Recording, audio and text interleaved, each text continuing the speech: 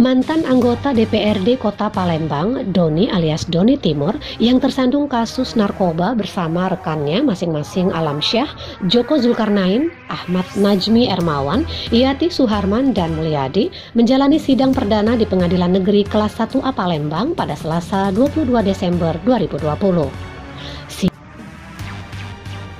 Barang bukti yang masih akan kita hitung kurang lebih 5 kg dan ekstasinya belum dihitung ya.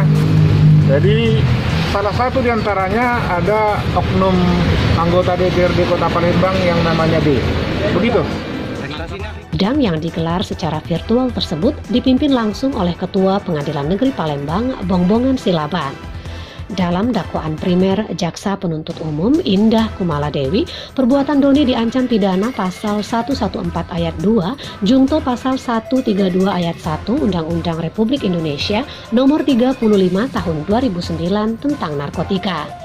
Terdakwa Doni CS kedapatan memiliki barang bukti narkotika golongan 1 berupa 21.160 butir pil ekstasi dan sabu sebanyak lebih dari 4 kg yang dikemas dalam bungkusan teh Cina merek Guanyinwang.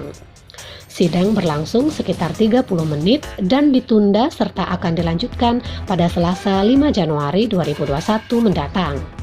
Seperti diketahui, Doni CS disergap aparat gabungan BNN, BNNP, dan Polda Sumatera Selatan di ruko laundry miliknya di Jalan Riau, Kelurahan 26 Ilir, Kecamatan Ilir Barat 1 Palembang pada Selasa 22 September lalu sekitar pukul 7 waktu Indonesia Barat.